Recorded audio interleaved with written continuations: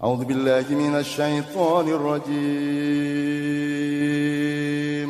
Bareng-bareng semua. Gerbang-gerbang perubahan pada sejarah Indonesia. Oke. Asumsi yang lain 65 98 ini kalau kita pakai skala waktu.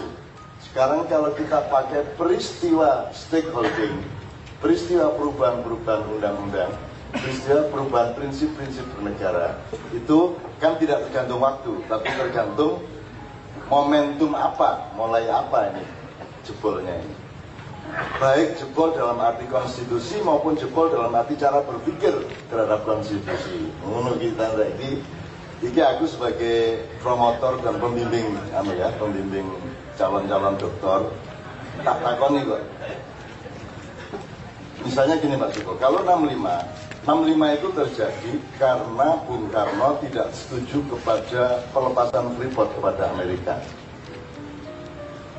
Jadi Bung Karno sepakat sama John F. Kennedy bahwa Papua itu tidak akan diutik-utik dan Amerika setuju kepada penggabungan Irian Jaya ke Republik Indonesia. Dan ini tidak disetujui diam-diam oleh jaringan intelijen Amerika yang mengatur dunia. Si Dulles, mantan direktur CIA, itu sudah punya rencana panjang untuk mengkooptasi kekayaan-kekayaan di seluruh dunia, termasuk Papua, untuk menjadi bagian dari penjarahan mereka dengan alasan-alasan budi pekerti yang luar biasa, bahwa mereka mengamankan dunia, memagari kepastian bahwa di sebuah negara itu demokrasi harus ditegakkan dan seterusnya. Nah, karena Kennedy orang baik, Kennedy orang yang benar-benar seorang demokratis, Kennedy orang yang tidak punya naluri untuk rakus terhadap kebesaran Amerika, heroisme Amerika, maka Kennedy dicintai rakyat. Tapi pada saat yang sama dia dibenci oleh para stakeholders dari kepolisian dunia. Maka akhirnya Kennedy ditembak di Dallas. Nah, ketika Kennedy ditembak di Dallas, langsung Anda tahu dalam waktu tidak sampai 1 jam, 4 menit dari ditembaknya Kennedy, begitu dipastikan mati, langsung Johnson siapa? Lyndon B. Johnson. Kan gurung air kan ya. Bukan jadi gurung lahir kan. Itu tahun sudah 4. Aku gurung kepodok ibumu barang. Kemudian Sabrang belum Sabrang masih di planet mana gitu. Jadi 4 menit sesudah Kennedy ditembak di Dallas, dan sampai hari ini Amerika tidak sanggup untuk membuka, ya artinya disharmoni kekuatan-kekuatan politik di elite Amerika juga belum sampai pada pintu di mana pembunuh Kennedy itu boleh dibuka. Ya, jadi 4 menit setelah Kennedy ditembak, maka wakil presiden Amerika yaitu Lyndon B. Johnson langsung dilantik di atas pesawat pada waktu itu. Menurut ceritanya, aku pas apen-apen menyamar jadi sini dulu. Oh, dilantik. Nah, begitu Lyndon B. Johnson menjadi presiden, maka seluruhnya berubah. Seluruhnya berubah. Itulah sebabnya, waktu itu Bung Karno belum mati. Langsung Bung Karno juga switch. Tidak lagi berpihak tidak lagi mengandalkan Amerika karena Kennedy dibunuh, maka Bung Karno kemudian membuat reorientasi koalisi politiknya secara internasional. Bung Karno bikin Game of the New Emerging Forces, Bung Karno membuat konferensi Asia Afrika, Bung Karno kemudian berpihak atau mulai telepon-teleponan sama Khrushchev, Presiden Uni Soviet pada waktu itu sebelum pecah menjadi Rusia, Ukraina dan lain sebagainya. Kemudian artinya Bung Karno dari kanan ke kiri. Padahal sesungguhnya Bung Karno sama Kennedy tidak kanan tidak kiri aslinya. Tapi karena polarisasi yang ada itu kanan kiri, maka fenomena ketiga ini dibunuh. Nah maka Bung Karno akhirnya ya sudah ke kiri kan, maka dia ke kiri sekarang gitu. Nah sejak Bung Karno ke kiri itu dimulailah semua infiltrasi penghancuran Indonesia. Disitulah Freeport mulai di MOU kan dan lain sebagainya ya. Jadi asumsi itu benar kalau menyangkut peristiwa Freeport ya. Nah, nanti masalah lain bahwa nanti ada pertanyaan ki Freeport iki enake dijarno ta direbut kan gitu. Itu juga pertanyaan moral sebenarnya. Kuncinya gini Pak Sugeng, ini sebelum kita teruskan yang stakeholder, kuncinya gini. Anda semua anti korupsi kan? Anda semua anti korupsi saya yakin. Anda semua aktivis dan penggerak kebersihan governance. Pertanyaan saya, dan ini pertanyaan Bang Wetan, pertanyaan Maiyah kepada Republik Indonesia, terutama kepada para aktivis anti korupsi. Anda anti korupsi itu ada dua sebab. Yang satu, eman barangnya kok dikorupsi, eman tambangnya kok dirampoki ya.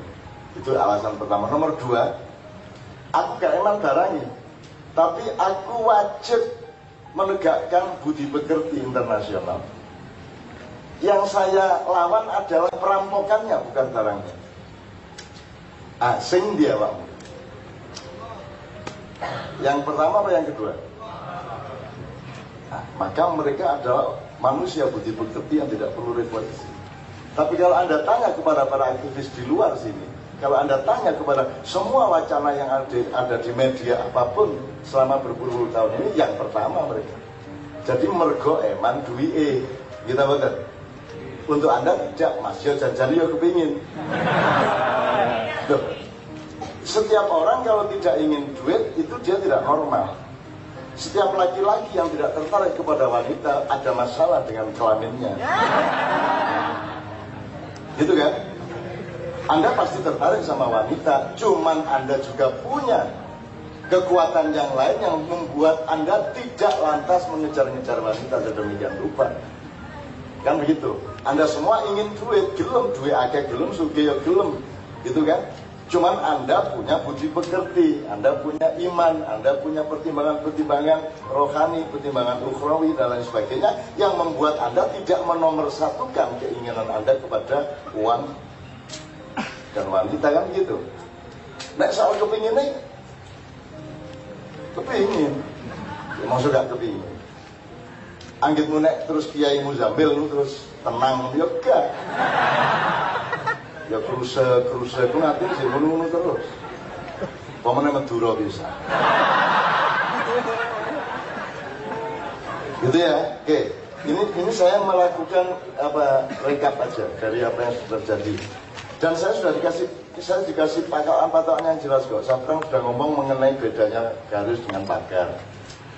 Pak Muzamil sudah bicara mengenai semakin banyak orang bikin pagar, itu semakin tidak bermoral orangnya, kan begitu kan? Itu juga rumus yang luar biasa. Maka orang Madura itu ditempatkan oleh Allah di tempat yang kecil yang langsung dipagari laut.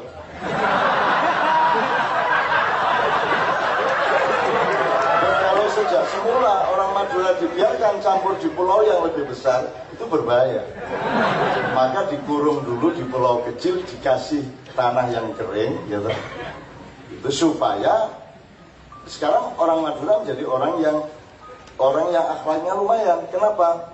Karena asal usulnya mereka miskin. Jadi tambang ya ono, saiki ono, ya ternyata biyen gurung. Selama orang Madura membangun akhlaknya, itu mereka belum tahu bahwa mereka punya banyak tambang. Dan itu alhamdulillah. Dan yang paling bagus adalah selama hidup tidak pernah tahu bahwa ada tambang di bawah buminya, kan gitu. Sing apik ngono iku. Hancurnya manusia ketika Anda mulai tahu di sini ada emas, di sini ada tembaga, di sini ada minyak, di sini ada gas, di sini itu mulai Anda hancur karena Anda tidak kuat menyangga dunia. karena Anda terlalu sebentar hidup ini, memang ngombe, ya, terlalu sebentar hidup dan Anda tidak cukup matang untuk bisa menyangga, digodok oleh dunia, Anda tidak akan kuat. Maka sebenarnya lebih baik kita itu miskin, lebih baik kita itu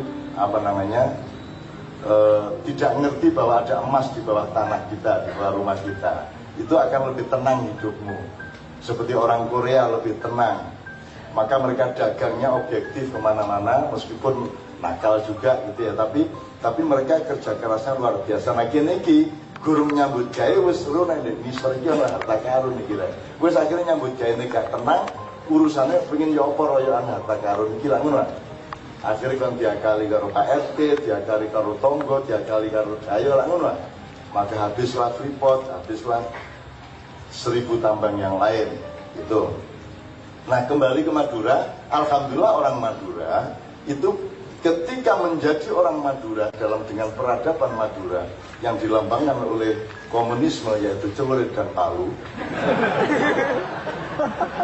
sehingga ketika mereka demo di KBRI di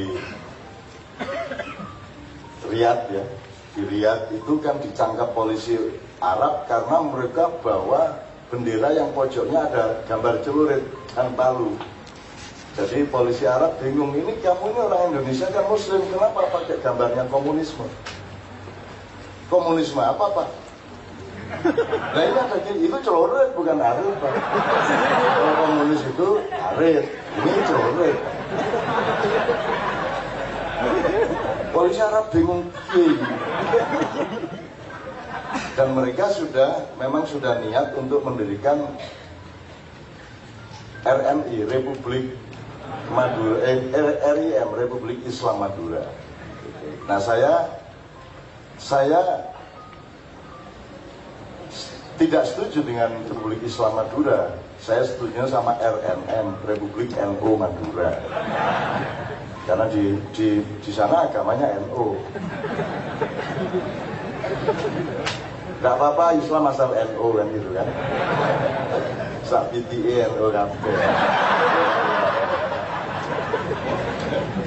Anak iwa sampai tutup Malaysia diburu kalau nelayan Madura itu yang unuh dalam rangka membela NU itu kan. Oke, jadi gitu ya Sukol. Yang ini kita tunda dulu yang soal pertanyaan mengenai korupsi tadi dan pertanyaan mengenai Freeport Ngose. Tapi sekarang kita pastikan dulu berarti satu segmentasinya adalah para stakeholder. Tidak peduli pendidikannya, tidak peduli tingkat ekonominya. Nomor 2 stakeholders yang mana pada momentum sejarah yang mana itu Mas ya. Ternyata dimulai dari 65 itu. Kemudian kapan sih undang-undang ini mulai muncul ya karu-karuan sambrek dan tidak di dalam garis prinsipil tapi garis kepentingan. Betul enggak? Nah, itu sejak kapan?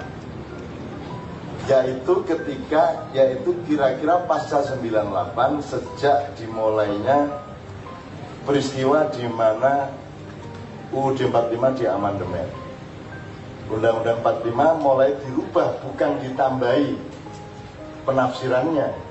Kalau ditambahi dan diperkaya penafsirannya tidak ada masalah. Tapi kalau sudah dirubah akarnya, landasannya, itu sudah lain masalah. Sehingga sekarang boleh merubah apalagi. Jadi kalau ada ngomong reposisi budi pekerti, saya kira ada juga yang harus dilakukan, yaitu reposisi ketatanegaraan. Jadi yang harus kita lakukan di Indonesia ini sebenarnya, reposisi moral kan cukup arahnya sadar, ya, lewat entah apa. Tapi yang paling penting juga adalah reposisi tata negara. Dan disitulah Ma'iyah mengambil sikap tidak akan memaksakan reposisi ketatanegaraan itu, tetapi kita sambil membangun diri kita, sambil membina anak-anak muda untuk menjadi manusia Indonesia sejati, ya, gitu ya, sambil menunggu perkenan dari Allah, dan kita sudah menyiapkan reposisi ketatanegaraan itu dari konstitusi sampai juga undang-undangnya dan aturan-aturannya dengan prinsip yang berbeda sama sekali. Pada suatu hari kalau Allah mengizinkan kita sudah menyiapkan semuanya itu. Menuju tanah. Jadi reposisi ketatanegaraan, Anda sudah sering kok Bicara tuh soal bedanya negara karo pemerintah, kan sudah sering. Saya mendengar Pak Tri Sutrisno itu sekarang ngomong persis sama saya kok. Dan arek gumun Pak Tri kok persis sakno ya ngomongnya saya ini. Soal bedanya pemerintah dan negara, soal negara perlu sesepuh, jadi harus ada MPR, bahkan pilar kok Pancasila UUD 45, Pak Tri persis ngomongnya. Konfigurasi berpikirnya salah. Masa ono pilar itu wit terus godong, ya apa sih ya dalam godong ono wit sih. Sing kono cagake wit, sing kene cagake wesi, sing kene cagake tembok, ngono lho. Itu konfigurasi berpikirnya harus seperti itu. Tapi nek ada 5 pilar dari manusia, 1 manusia, 2 erung. Ya erung bagian dari manusia. Kan gitu. Ngerti ya? Tadi saya mendengar Pak Tri juga sekarang beberapa kali ngomong seperti itu, tapi kira-kira Pak Tri itu jamaah YouTube. Kata karena aku seneng kalau Pak Tri itu seneng, gak masalah. Pak Tri sak mantune aku seneng. Termasuk yang saya rangkul, saya lindungi lah dalam tanda petik gitu ya. Pokoknya Pak Ria Mirzad itu satu-satunya yang saya ikhlaskan. Gak apa-apa, sampean menteri gak masalah Pak. Yang penting macam-macam tembak. Itu Pak Ria Mirzad orang yang sangat suci, yang sangat polos, yang sangat baik lah sebagai manusia. Oke, ya sudah. Jadi kita teruskan sekarang reposisi akhlak pada stakeholder. Nomor 2, kemungkinan reposisi yang tidak dilakukan yaitu ketatanegaraan. Jadi kita akan mengalami revolusi software sebenarnya. Mungkin tidak, hardware-nya akibat saja. Dan mudah-mudahan akibat pada hardware-nya ini tidak merupakan chaos, tidak merupakan perusakan, dan tidak merupakan bentrokan-bentrokan. Karena dulu penghancuran negara ini juga tanpa bentrok-bentrok. Penghancuran negara ini berlangsung di belakang meja, ditulis, dirubah-rubah kan gitu. Termasuk nyun sewu, termasuk reposisi Pak Muzamil ini, saya mohon maaf kepada Pak Muzamil. Reposisi rasa dan manajemen, maksudnya gini. Ini TVRI ini dulu kan Jepen. Jadi Anda tahu toh, Jepen itu ada TVRI, ada RRI, ada macam-macam, dan pegawainya berapa puluh ribu atau berapa ratus ribu, saya tidak tahu. Maintenance-nya mahal semua, biayanya nggak karu-karuan, kayaknya dibangun oleh Pak Atos sedemikian rupa. Tiba-tiba ketika Gus Dur mengumumkan kabinet, tidak ada Jepsos, tidak ada Jepen, tidak ada Departemen Penerangan, dan tidak ada Departemen Sosial.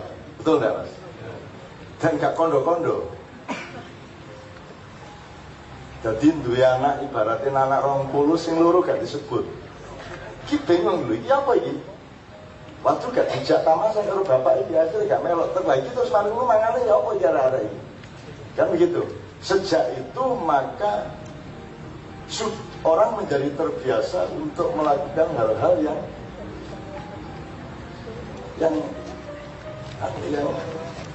yang malmanajemen sebenarnya. Kan mestinya disiapkan dulu.